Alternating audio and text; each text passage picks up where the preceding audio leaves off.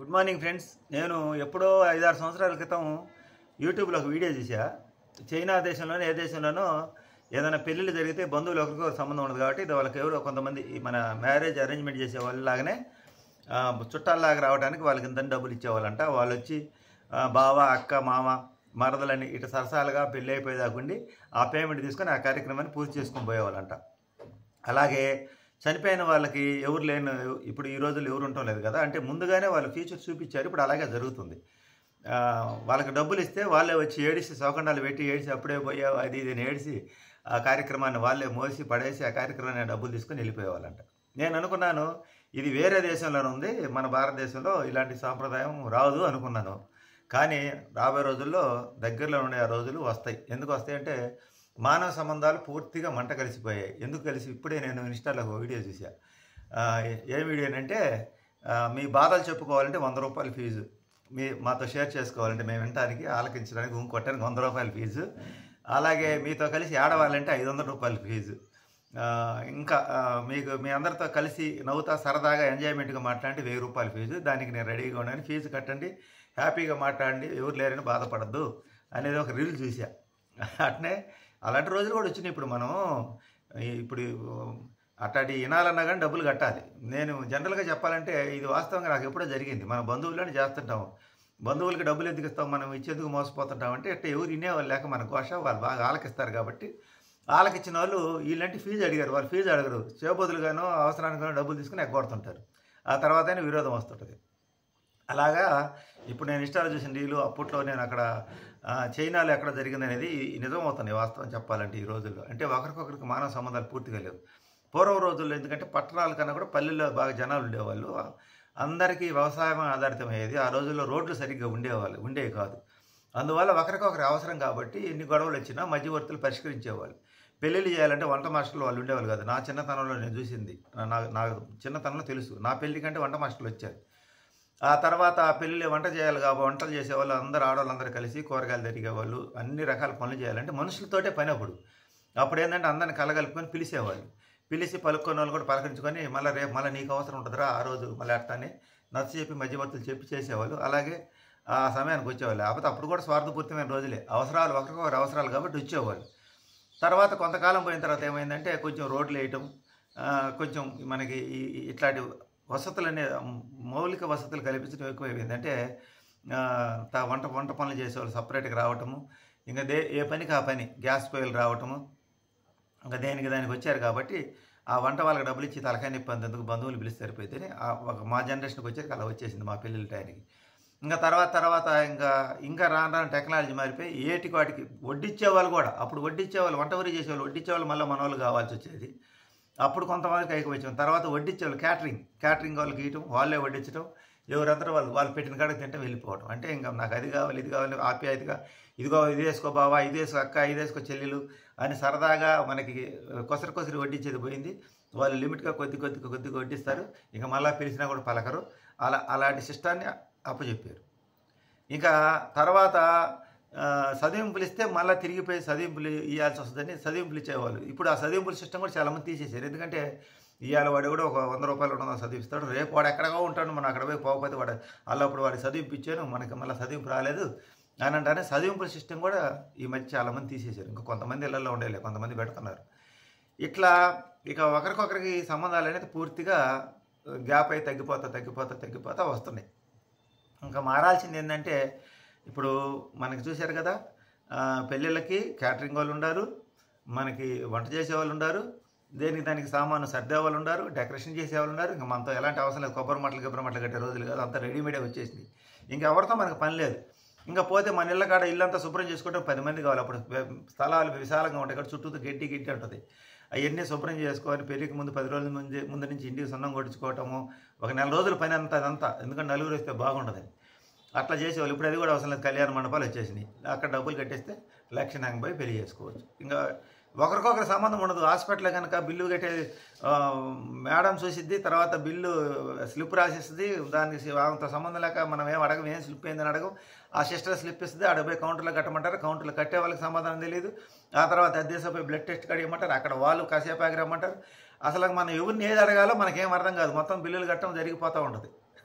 ఫైనల్గా అంతా అయిపోయిన తర్వాత లాస్ట్లో మేడం మాట్లాడింది అనమాట. ఈ మధ్యలో ఇంకా ఆ డాక్టర్ గారు మనతో ఏం టచ్లో ఉండరు. ఇంకా ఆపరేషన్ అయిపోయి అంతా అయిపోయి బిల్లులు అంతా ఫైనల్ అయిపోయిన తర్వాత లాస్ట్లో కొన్ని సూచనలు చెప్తారు అంతే. మిగతా ఇంక మధ్యలో వాళ్ళతో మన టచింగ్ ఉండదు. అంతా సిస్టర్స్తో బిల్లు కౌంటర్లో బిల్లులతో రక్త పరీక్షలతో ఈ స్లిప్పులతోటి పని జరిగిపోతుంది. అంతా కౌంటర్లో వేయడం. పూర్వం రోజులు అట్ట కాదు కదా, మనకి మొత్తం క్షుణ్ణంగా వచ్చి ఇది ఈ బిల్లు దీనికోసం, ఇది ఈ టెస్ట్ దీనికోసం, ఇది ఈ ట్యాబ్లెట్ దీనికోసం అని జాగ్రత్తలు చెప్పేవాళ్ళు. ఇప్పుడంతా రెడీమేడ్ అయిపోయింది. హాస్పిటల్కి పోయినంతే, పెళ్ళిళ్ళు అయినంతే. పెళ్ళిళ్ళలో కూడా అంతే, ఎవరో వడ్డిస్తారు, ఎవరో చేసిపోతుంటారు. ఇంకా పలకరింపులు మంచి అంట, ఎవరో పెద్దోడా బాగుండవు, చిన్నోడు బాగుండా, మీ నాన్న బాగున్నారు, మీ అమ్మ బాగుంది, మీ బావమరిది బాగున్నారు, మన ఊళ్ళో వాళ్ళు బాగుండారు, వీళ్ళు బాగుండారు అని అడిగేవాళ్ళు. ఇప్పుడు అడిగేవాళ్ళు ఎవరు లేరు. వచ్చామా, కనపడ్డామా, ఆధార్ వేయించుకున్నామా, వెళ్ళామా. చదింపులు లేవు కాబట్టి గిఫ్ట్ ఇస్తారు. కొంతమంది చదింపులు తీసుకుంటారు, రాపిచ్చేసి దవక్కన ముద్దాన్నం తిని వెళ్ళిపోతారు. ఇంక ఒకరికొకరికి ఇంక సంబంధాలు ఏమి ఉండవు. సాయంత్రానికి ఎటోళ్ళు వెళ్ళిపోతారు. అంతకుముందు పెళ్ళిళ్ళు జరిగితే 10-12 రోజుల దాకా సందడిగా ఉండేది. ఎలా ఉంటుందంటే ఈ ఆడపిల్లలకి అక్క చెల్లెళ్ళు వాళ్ళు ఉంటారు కదా, వాళ్ళు ఉండమనేవాళ్ళు. ఇంట్లో చుట్టాలు వచ్చారు, కొంచెం ఇబ్బంది ఉంటుంది, ఉండమని ప్రేమగా పలకరించుకున్నారు అక్క చెల్లెళ్ళు. ఇప్పుడు ఇంక అవసరం లేదు కదా, ఎవరు అంతటా వాళ్ళ పనులు వెళ్ళిపోతున్నారు. దీనివల్ల మానవ సంబంధాలు పూర్తిగా తగ్గిపోయినాయి. ఇంకా చనిపోతే ఐస్ బాక్సులు ఉండి వారం రోజులైనా పెట్టుకోవచ్చు. దాంట్లో ఐస్ బాక్సులు పిలుస్తున్నారు. వాళ్ళదే ఆటో ఉంటుంది, ఇద్దరు మనుషులు పెడితే అయిపోయింది. అక్కడ శ్మశానం తోవడానికి పొక్కులైన్ ఉండి, మా అమ్మగారు చనిపోతే అలా చేసాం. పొక్కులైన్ తవ్వేస్తున్నాం, మనుషులతో పనిలే. పొక్కులైన్కి ఒక 3,000-4,000 ఇస్తే పొక్కులైన్ తవ్వేస్తాడు. కేసపై గుంట్లో పెట్టడం, పొక్కులైన్తో తవ్వేసేయడం. ఇంకా మనుషులతో ఏం సంబంధం ఉంది అక్కడ? ఇక మనుషులతో పెద్దగా అవసరం ఏం లేదు. 2 మనుషులు 3 మనుషులతో పని అయిపోయింది. 2 ఉంటే చాలు, పట్టేయచ్చు లోపలికి ఆటోలో. ఇలా ఒకరికొకరికి నేను కూడా బాగా ఆలోచన చేస్తూ ఉండేవాడు, నాకు ఎవరు లేరే రాబోయే రోజులు ఎట్ట అని. మన బంధువులు వీళ్ళందరూ కూడా ఇలాగే బ్లాక్మెయిల్ చేస్తుంటారు. రేపు నీకు ఏదన్నా మెమ్మ చచ్చిపోతుంది, నీకేదైనా జరిగితే ఎవరు సపోర్ట్, ఏ మాటలు ఇప్పుడు కూడా వింటూ ఉన్నాం. మీరు చూశారు కదా, మన పరిస్థితి బాగున్నప్పుడు ఇప్పుడు అందరూ వస్తారు, పరిస్థితులు బాగాలేనప్పుడు ఎవరు రారు. కాబట్టి ఇలాంటి సెట్టింగ్స్ అన్నీ ఆటోమేటిక్గా మనకి విశ్వం అనేది అవసరానికి తగ్గట్టుగా ఇప్పటికప్పుడు మనకి అభివృద్ధి అనేది ఇలాగ ఉంటుంది. ఇంకా రాబోయే రోజుల్లో ఇంతకుముందు ఎవరికైనా ఏదైనా బాగాలేకపోతే ఇళ్ళ పక్కల వాళ్ళు ఇల్లు ఆపరేషన్ చేసుకొని వస్తే పలకరించిపోయేవాళ్ళు. ఆ వీధిలో ఉండేవాళ్ళు, ఆ ఊర్లో ఉండేవాళ్ళు, చుట్టాలందరూ వచ్చి పలకరించి కాయలు ఇచ్చిపోయేవాళ్ళు. ఎందుకంటే ఒక ఓదార్పు, ఒక ధైర్యం హాస్పిటల్కి వచ్చి. ఇప్పుడు హాస్పిటల్కి వచ్చి అమ్మ నాన్న, అక్క చెల్లెళ్ళు, అన్నదమ్ముళ్ళు ఎవరు పలకరించేవాళ్ళు. ఎందుకు పలకరిస్తారు? వాళ్ళకేం అవసరం? వీళ్ళ వల్ల ఏం ఉపయోగం? ఎందుకు పలకరించాలి? ఎందుకు అనవసరంగా బొక్క అక్కడికి పోవటం, డబ్బులు బొక్క. వాళ్ళకేం బాగానే ఉంటారు కదా, మనం పోతే మనకు 10 రూపాయలు డబ్బులు ఖర్చు ఎందుకు అనే లెక్కలో వాళ్ళు ఉంటారు. రేపు వాళ్ళకి ఏదన్నా వీళ్ళదే లెక్కలో ఉంటారు. చూస్తున్నారు కదా మానవ సంబంధాలు ఎంత తల్లిదండ్రులు కూడా అదే ఉద్దేశం. మనకేం ఉపయోగం? మీ ఇంటికి వస్తే ఏమిస్తారు, మా ఇంటికి వస్తే ఏమిస్తారు? ఉపయోగం లేకుండా ఎక్కడికి ఎవరు పోవట్లా. ఇంకా పెళ్లి చేసేటప్పుడు బ్రోకర్లు అయినా వాళ్ళు కమిషన్ పడేదాకా మనకు మాటలు చేస్తారు. కమిషన్ పడ్డప్పుడు హాస్పిటల్లో బిల్లులు కట్టినట్టు ఇది కూడా ఇంక వాడికి సంబంధం లేదు. ఏదైనా సమస్య వచ్చినా పరిష్కరించేదానికి పెద్దవాళ్ళు ఎవరు లేదు, దానికి కోర్టులు ఉన్నాయి, లాయర్లు ఉన్నారు. ఇంకేదైనా గొడవలు జరిగితే పోలీస్ స్టేషన్లు ఉండి, ఇంకేదైనా ఇబ్బంది అయితే రాజకీయ నాయకులు ఉన్నారు, వాళ్ళ దగ్గరికి పోయి దండాలు దశకాలు పెట్టాలి. అంటే ఇంకా వాస్తవంగా మన మనుషులు మధ్యమత్తులో బంధువులు స్నేహితులు పరిష్కరించే విధానాలు లేవు. ఆ సిస్టమ్ పూర్తిగా వెళ్ళిపోయింది. అన్నిటికీ డబ్బులు కట్టడం, న్యాయం కొనుక్కోవడం, డబ్బులు కట్టడం, మనకి ఇబ్బంది రాకుండా చూసుకోవడం, అంతా పేమెంట్లు వచ్చిన తర్వాత పేమెంట్తో పని అయిపోతుంది ఈ కాలంలో. అందుకే నేనేం చెప్తానంటే ఇలాంటి పరిస్థితులు వచ్చినాయి. ఇలాంటి కలియుగంలో ఇలాంటి పరిస్థితులు మనం ఉన్నాం. ఇంకా ఏదైనా చెప్పుకుంటే ఇంకా అందరం ఆన్లైన్లో చెప్పుకోవడమే, యూట్యూబ్లో చెప్పుకోవడం, ఇన్స్టాగ్రామ్లో చెప్పుకోవడం, వాట్సాప్లో, ఫేస్బుక్లో, ఫోన్లో మాట్లాడుకోవడం, సోషల్ మీడియాలో. అంటే మనుషులు కాని రాకుండా మనుషులు ఎక్కడో ఉంటారు, ఆప్యాయతలు అన్ని రాగాలన్నీ పంచుకోవడం, అలా రెడీమేడ్ అయిపోయినాయి అనమాట.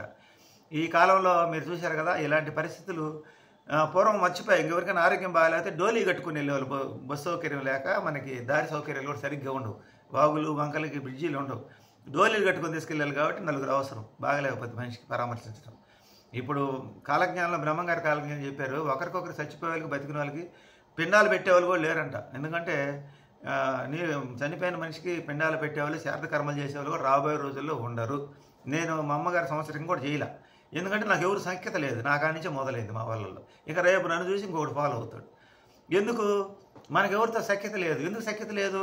వాళ్ళ దగ్గర స్థాయిలో మనం సంపాదించలేదు, వాళ్ళకి మనం లేనివాడికి మన సపోర్ట్ లేదు, ఉన్నోడి స్థాయిలో మనం అందుకోలేకపోయాం. అందుకని వీడి కిందవాడికే మనం డబ్బులు ఇస్తే మనతో బలుగుతాడు, ఆ పైవాడికే వాడి స్థాయిలో మనం ఉంటేనే వాడు బలుగుతాడు. మనం అటు ఇటు కాకుండా మధ్యలో వదిలేడుతున్నాం కాబట్టి ఎవరో మనకి సహకరించరు. ఇలాంటి రోజులు మనం ఉన్నాం.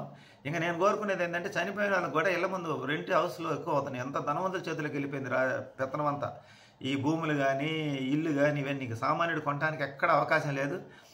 ఈ డబ్బులు ఉన్న వాళ్ళందరూ ఈ ఉద్యోగస్తులు కానీ వ్యాపారస్తులు కానీ డబ్బులు అందరూ భూమి మీద పెట్టుబడి పెట్టేసి దాని రేటు విపరీతంగా పెంచేశారు. ఒకప్పుడు భూమిని పండేదాని కింద లెక్క కట్టేవాళ్ళు, ఇప్పుడు భూమిని వ్యాపారం కింద కొలతలేసి గొలుసులేసి లెక్కలు కడుతున్నారు. గజాలు, అంకణాలు, గదులు అన్నీ పోయి అడుగులు లెక్క వచ్చింది భూమిని కొనటం. శ్మశానానికి కూడా ఒక రేటు పెట్టి చచ్చిపోయిన వాళ్ళకి వాళ్ళకు ఒక ఇన్సూరెన్స్ వాళ్ళు ముందుగా కంపెనీ పెట్టేసి ఎవరు లేకపోతే వాళ్ళే చేసేటట్టు ఆ డబ్బులు వాళ్ళే తీసుకునేటట్టు సిస్టమ్ కూడా వస్తుంది రాబోయే రోజుల్లో. అది కూడా మనం దగ్గరలో చూడబోతున్నాం. సంపాదిస్తే సంపద పన్ను, అప్పులు చేసే డబ్బులు వడ్డీ పన్ను, కాలం తీరి చచ్చేంటే ఉన్నది ఊడ్చుకుపోయే పన్ను. ఈ సిద్ధాంతం మనం నడుస్తున్నాం కాబట్టి ఈ ప్రపంచంలో ఇలాగే నడుస్తున్నది కలియుగం అనేది. చూస్తూ ఉండండి. మా వీడియో లైక్ చేయండి, షేర్ చేయండి, సబ్స్క్రైబ్ చేయండి.